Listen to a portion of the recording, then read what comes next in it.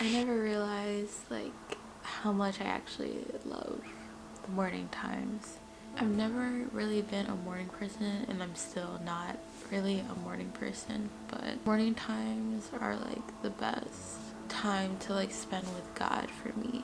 It just feels very intimate. It's something about like the morning time when the world is just quiet or somewhat quiet. It's just kind of me and God. I'm just sitting here reading my Bible or reading a devotion and just really spending time with God. And usually in my mornings, I tend to wake up early because I know that I want to block out a specific amount of time to have with God. Obviously, one of the main ways that you can hear from God is in His Word.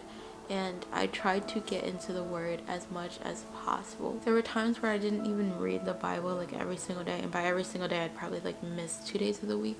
But I really have been so intentional with getting into the Word every single day, and that starts off by opening my Bible first thing in the morning. Opening my Bible first thing allows me to just hear God's voice clearly and not have any other distractions for the day. I really like to put on worship instrumentals to help me get into just setting the mood. I don't know, that sounds so weird, but it kind of just sets the mood, just putting on some instrumentals and just spending that time with God. I know a lot of casual Christians will think that they don't really need the Bible or they don't really need to go to church in order to have a relationship with God, but those are really essential ingredients to having a very strong relationship with God. We should be in the Word. We should be reading our Bibles, and the more that I read my Bible, the more that I'm able to filter out the things that are of God and the things that aren't of God, and the things that God wants me to do with my life and the things that Satan wants me to do with my life. Jesus paid the ultimate sacrifice. He gave the ultimate offering so that we only have to rely and believe and trust on what He did for us on the cross, that we don't have to continue to do these ceremonial offerings just to get right with God and to have a relationship with God. And it just makes me so grateful.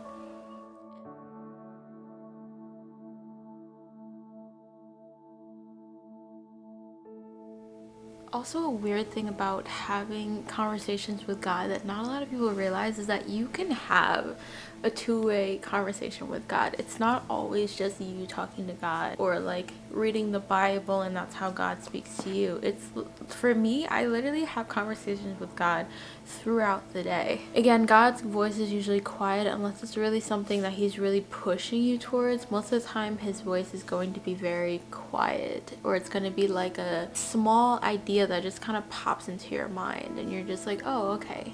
But throughout the day it's weird because I have these little conversations with God and it's just so intimate.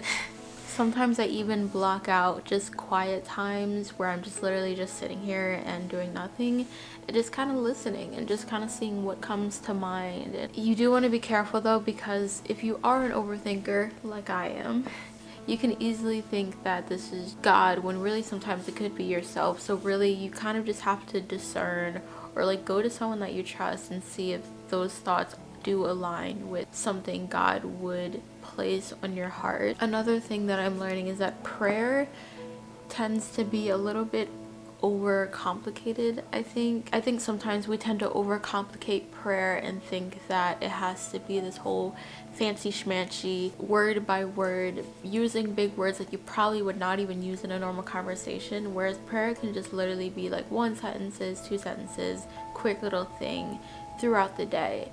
But yeah. I also wanted to mention how God kind of speaks to me through like nudges or like subtle pushes in like certain directions. Like maybe He'll guide me to like join a certain church, which ultimately ended up leading me to join the church that I signed up for. Even though I have my opinions about mega churches, I still wanted to have kind of that vibe of a mega church, but also still be very close to Jesus and His teachings. And I found that with our church, and I got that on the first try. Also, like gentle nudges, like when I buy books. A lot of the Christian books that I've been buying nowadays have just really fulfilled certain seasons of my life, and really like even small questions that I probably asked in my mind. I know that recently I've been praying a lot about wanting to love people more and being more compassionate, and I just recently bought a book about how to do just that. Sometimes it'll be a harsh nudge, as in like ripping a certain thing out of my life, whether that's a relationship or a job or an opportunity out of my life. But sometimes it'll just be gentle nudges towards things that I have already had an interest in. Again, these are only a few things of like could encompass how God could speak to someone. I specifically wanted to make a video about how God speaks to me directly, because you know, everyone's different, everyone's personality is different. God's gonna speak to you based on your personality. It's not going to be like a big prophecy or a big dream or something that you'll see like in the Bible. You really have to spend time with God to really get a feel for how he's gonna speak to you, because it is really catered to your personality and how you already have an understanding about who God is. He's gonna really speak to you. Sometimes he may do something crazy out of the blue one day and speak to you in this big dream, and you've never had a dream before. Again, I would recommend that you would just discern, take a step back and really discern that dream if he does kind of go out of character for how he usually speaks to you, because I have no doubt that he will speak to you out of character sometimes, but when he does that, he's going to back it up with things confirming that. It's going to confirm that in his word. It's going to confirm that through other situations and things that are going to come about in your life. So if you get this big dream, there better be some confirmation. Let me know if you've been really developing in your relationship with the Lord, and let me know in the comments how God speaks to you. I'm very interested to like see if you have like a unique way of how God speaks to you. I'm very like, I don't know, I really want to know that, and it's just so, or maybe it's just me being nosy. Let me know in the comments, and reach out to me again on Instagram if you have any prayer requests. I am kind of taking a social media fast right now, so I'm only uploading content. I'm not really checking, but if you do send me a DM on Instagram, I will check. And if you are kind of struggling with understanding how God speaks to you right now, or if you don't even feel as though God speaks to you, I would really just encourage you to just get into the word and get into God's presence every single day and really work on your relationship with God. And soon enough, you'll start seeing patterns of how he speaks to you with the things that happen in your life and the events that happen.